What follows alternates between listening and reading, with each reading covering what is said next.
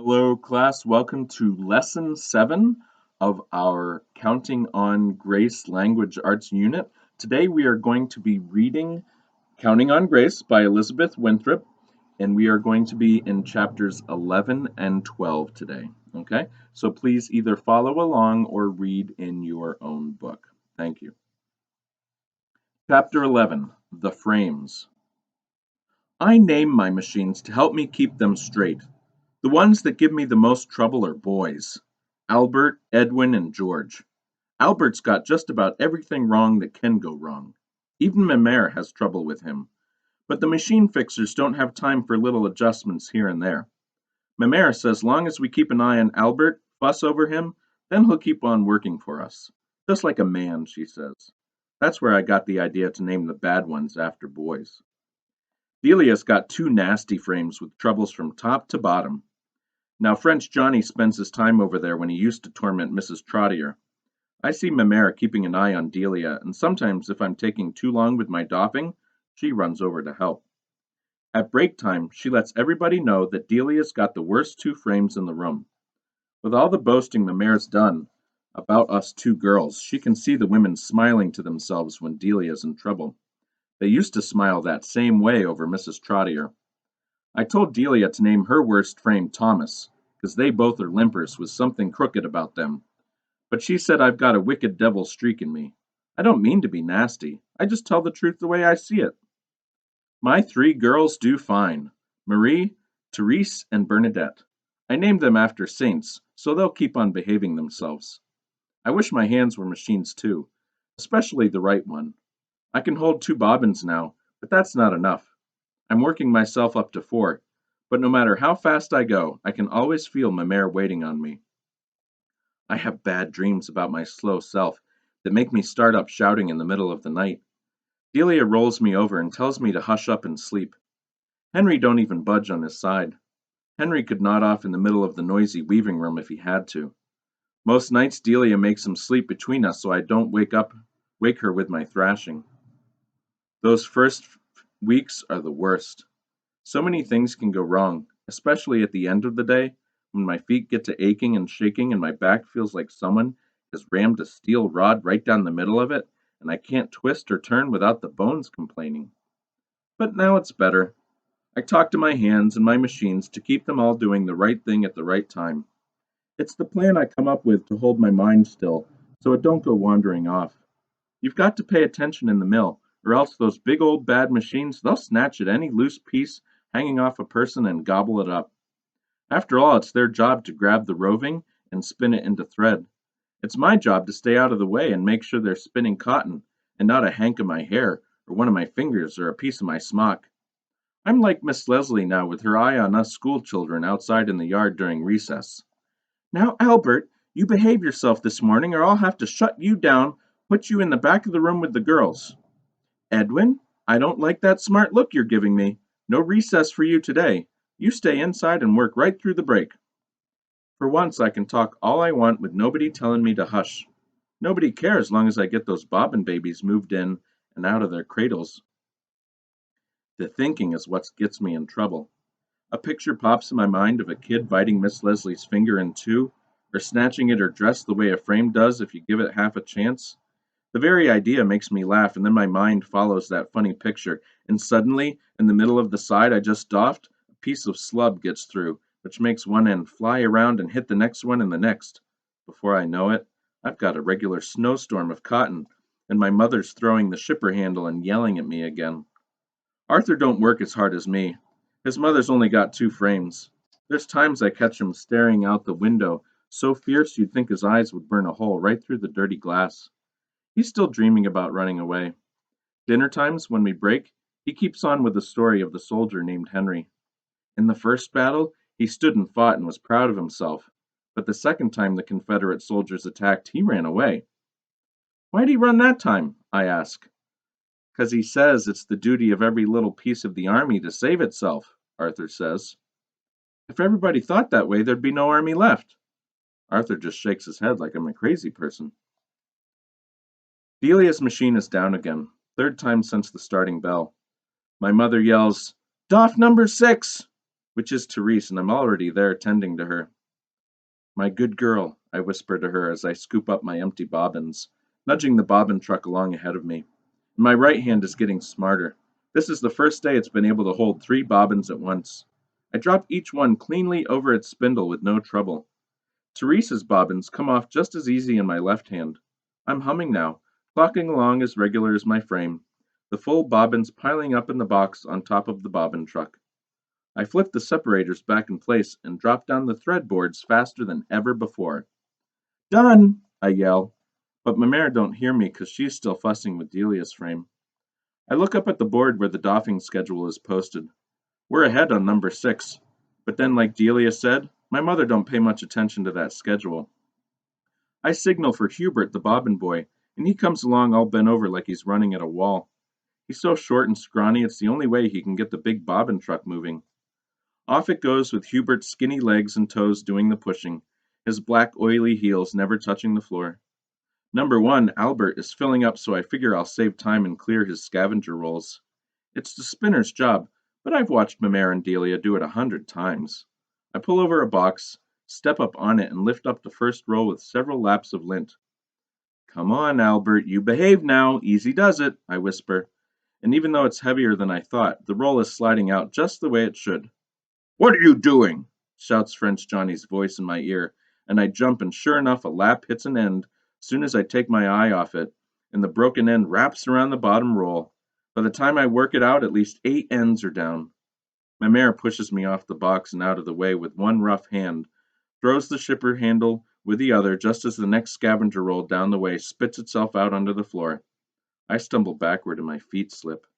It's French Johnny who sets me straight, one of his big hands curled around each of my shoulders, but I twist away from him soon as I get my balance.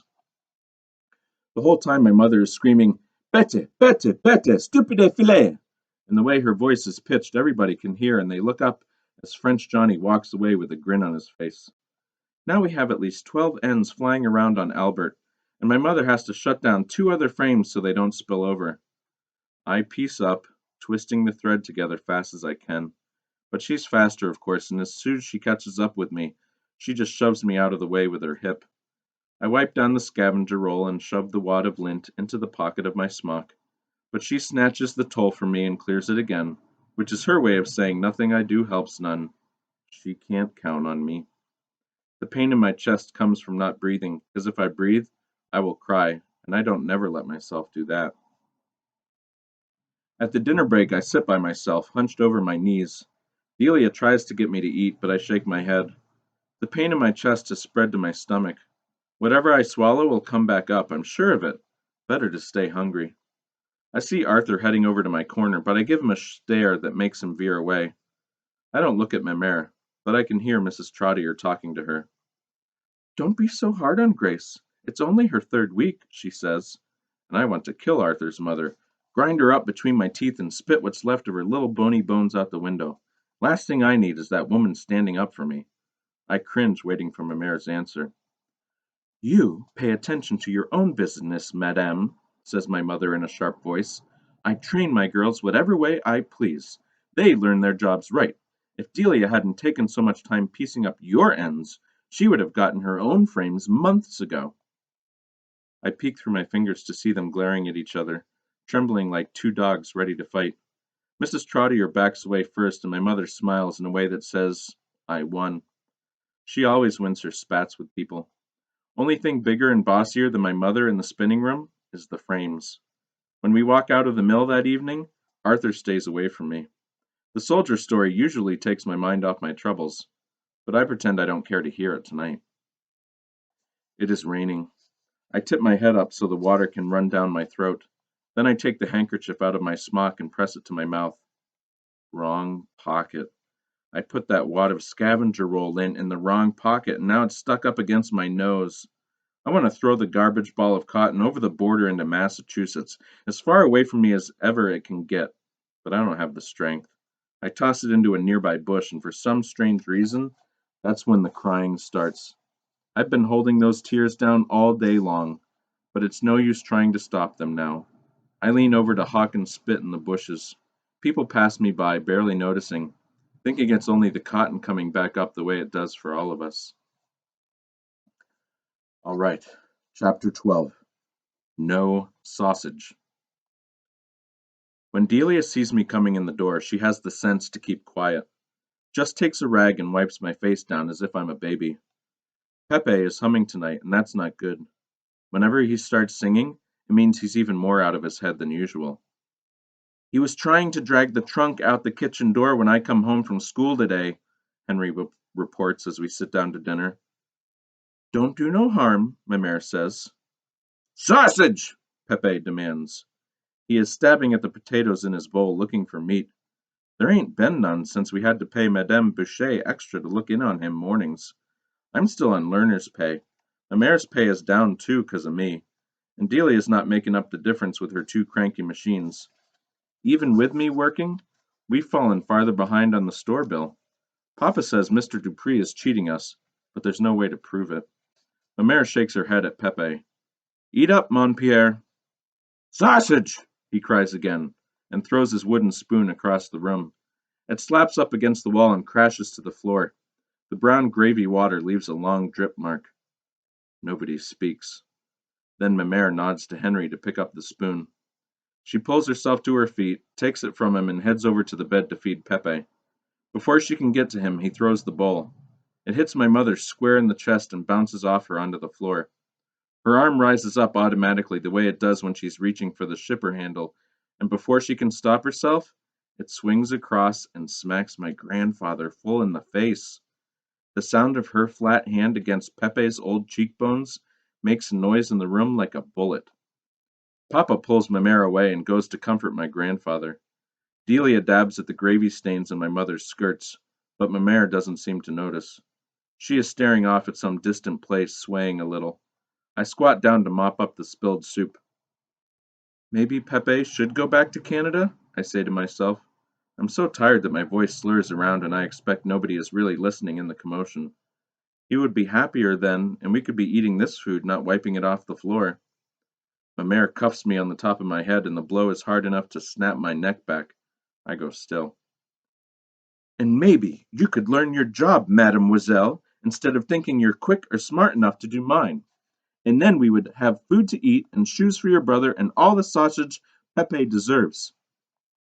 Everything is my fault. I'm the slow doffer, and the one who made Pepe throw his bowl, which made her slap him. I'm more trouble than I'm worth. Maybe that sickly sister of mine should have lived. Maybe she would have turned out better than me. A bubble of fury rises up inside me at the idea, but for once, I know enough to lock my lips together. Seems whenever I talk, I get myself in trouble. I squeeze the soup gravy rag into the sink and slide back into my own chair. The soup is cold now and hard to swallow, but I force it down. If I don't eat, I won't sleep. And if I don't sleep, I won't doff no better in the morning. After supper, Mamere kneels in front of Pepe before we gather for the rosary to ask his special forgiveness and his blessing.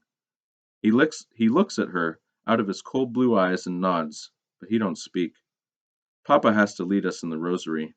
Pepe's fingers move the beads, but he mumbles so low in his beard that we cannot tell whether he is praying or prattling nonsense again. Later, I hear my father say that we'll have to tie Pepe to his bed when we leave in the mornings. That way he can't go wandering off, and we won't have to pay Mrs. Boucher. My mother don't answer. Or maybe she does, and for once her voice is so low that I can't hear it through the wall. I remember the night Miss Leslie caught us dancing. How long ago that seems. It takes me 4 whole weeks to come off learner's pay, 2 longer than most kids. Some days go better than others, but I can't count on my fingers to behave. They don't hold the learning in them the way my brain can hang on to a word in a book. I wish I were a machine. Then there'd be a reason for my mistakes, and the loom fixer could oil my roll drive or straighten my spindles, and that would be the end of it. Arthur tells me it's because I'm too smart for the work. If it interested me, I could pay attention better. I don't say nothing to that, but I do know when I'm at the frame, it's easy for my mind to fly off just like an end that ain't piecing up proper. But Arthur is smart, and he can think and doff at the same time.